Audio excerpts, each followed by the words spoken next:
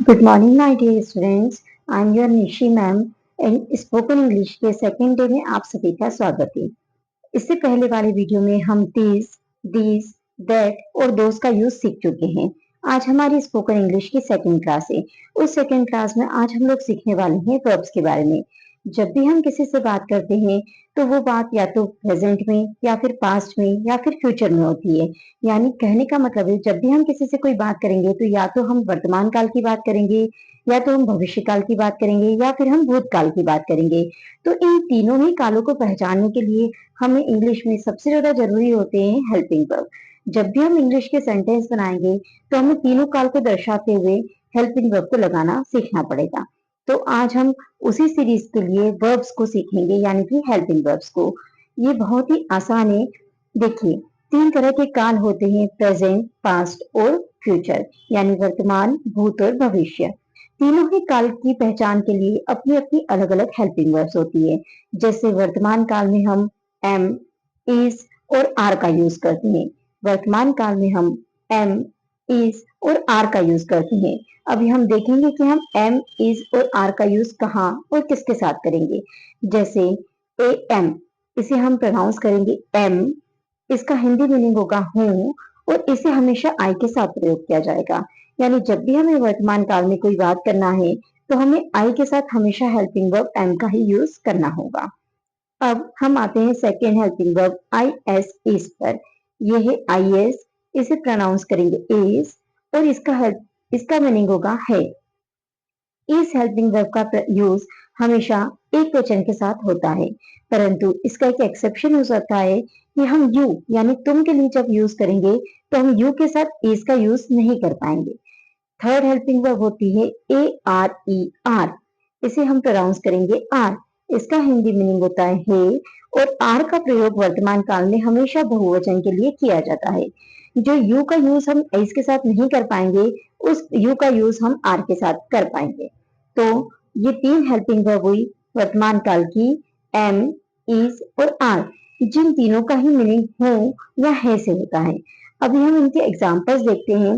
जैसे I am a girl, यानी मुझे अपनी पहचान बताना है कि मैं एक लड़की हूँ, तो हमें हेल्पिंग वर्ब की जरूरत लगी। मैं एक लड़की हूँ, हूँ जो मीनिंग है इसके इंग्लिश के लिए हमें लिखना होगा एम। तो आई एम अ गर्ल, मैं एक लड़की हूँ। तो एम का मतलब अब आपको समझ में आ गया होगा कि आपको यूज इसका कहाँ पर करना है। एक और सेंटेंस देखते हैं एम का, आई एम हैप्पी। यदि मुझे वर्तमान में अपनी स्थिति बताना है कि मैं खुश हूं तो मुझे आई के साथ किसका यूज करना होगा, एम का। तो मैं लिखूंगी आई एम हैप्पी। अब हम आते हैं सेकेंड हेल्पिंग वर्ब के एग्जाम्पल पर जो हमने पढ़ा था is. She is good, she means लड़की, इज मीन्स हूँ, है और गुड अच्छी है, वह अच्छी है। यदि हम किसी लड़की के बारे में बात कर रहे हैं प्रेजेंट में कि वह कैसी है, वह अच्छी है, तो है के लिए हमें किसका यूज करना होगा, इज हेल्पिंग वर्ब का। तो हमने यूज करा शी इज गुड। अभी हम एक और एग्जाम्पल देखते हैं इसका, शी इज रिया। सपोज कोई एक लड़की खड़ी हुई है और उसका यदि हमें नाम बताना है तो हम कहेंगे शी इज रिया, वह रिया है। रोहन इज सैड, रोहन यदि दुखी है उसकी स्थिति बताना है तो भी हमें हेल्पिंग वर्ब किसका यूज करना होगा, इसका। ये एम, इज और आर, ये सभी सेंटेंस किसके बारे में बताएंगे, सिर्फ और सिर्फ वर्तमान काल के बारे में।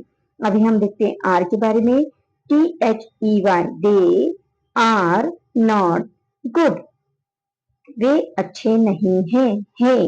है के लिए किसका यूज होगा, आर का।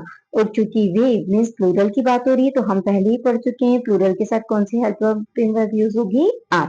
तो दे आर नॉट गुड, वे अच्छे नहीं हैं। जब भी हमें नॉट लगाना हो सेंटेंस में तो हमें एक नियम याद रखना होगा कि नॉट हमेशा हेल्पिंग वर्ब के बाद ही आता है। यानी प्रेजेंट की हेल्पिंग वर्ब के बाद नॉट आएगा, पास्ट की हेल्पिंग वर्ब के बाद भी नॉट आएगा और फ्यूचर की हेल्पिंग वर्ब के बाद ही सेंटेंस में नॉट का यूज होगा यदि नकारात्मक वाक्य हमें बनाने हैं तो। अभी हम एक और एग्जाम्पल देखते हैं आर का, माई फ्रेंड्स आर देयर, मेरे दोस्त वहां हैं। माई फ्रेंड्स आर देयर, वे मेरे दोस्त हैं। तो माई फ्रेंड्स, फ्रेंड्स कौन थे, प्लूरल, तो प्लूरल के साथ क्या लगी है, helping verb are. I hope कि अब आपको इज, एम और आर का यूज आसानी से समझ में आ जाएगा। आने वाली वीडियोस में हम इसके और भी बहुत सारे एग्जांपल्स करेंगे, बट आज की इस क्लास में मेरा मेन फोकस है आपको हेल्पिंग वर्ब के बारे में बताना। तो आज आप इस, एम और आर के छोटे छोटे से सेंटेंस का यूज दिन भर में जरूर करिएगा। अभी हम लोग करते हैं पास्ट टेंस पर। पास्ट की दो ही हेल्पिंग वर्ब होती है, वॉज एंड वर, जिसका यूज था और थे, यानी ये बहुत ही आसान है। एक वचन और बहुवचन में हम इसे आसानी से डिफरेंशिएट कर सकते हैं। जब भी हमें एक वचन से रिलेटेड सेंटेंस बनाने होंगे तो हम वॉज का यूज करेंगे, जब भी हमें बहुवचन से रिलेटेड सेंटेंस बनाने होंगे तो हम वर का यूज करेंगे। आइए देखते हैं इसके कुछ एग्जाम्पल। जैसे आई वॉज विथ हिम, मैं उसके साथ थी।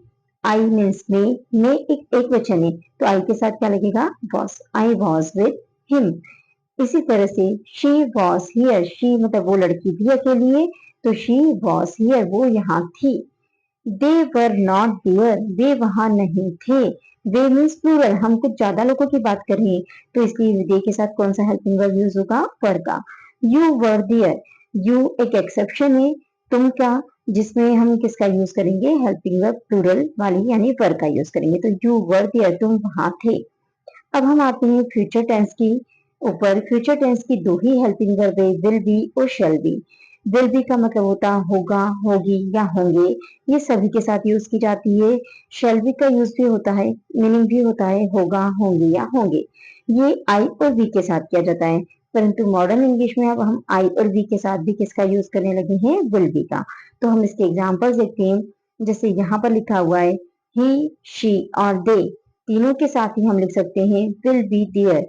वह वहां होगा, वह वहां होगी, वे वहां होंगे, यानी तीनों के लिए ही हमने एक ही हेल्पिंग वर्ब यूज कर दी है, विल बी। फिर भी यदि हमें आई और वी के लिए देखना है तो हम आई और वी के लिए शैल बी का यूज भी कर सकते हैं। आई शैल बी देयर, मैं वहां होऊंगा। वी शैल बी देयर, हम वहां होंगे। तो इस तरीके से आज का मेन पॉइंट था आपको इन हेल्पिंग वर्ब्स के बारे में बताना, जिसका यूज आने वाले समय में छोटे छोटे सेंटेंस में हम बहुत बार करेंगे। तो आई होप आपको ये आज की हेल्पिंग वर्ब्स अच्छे से समझ में आ गई होगी। तो इसी के साथ ही हमारा डे 2 का आज का सेशन खत्म होता है। अब हम मिलेंगे अपने डे 3 के सेशन में। Thank you so much.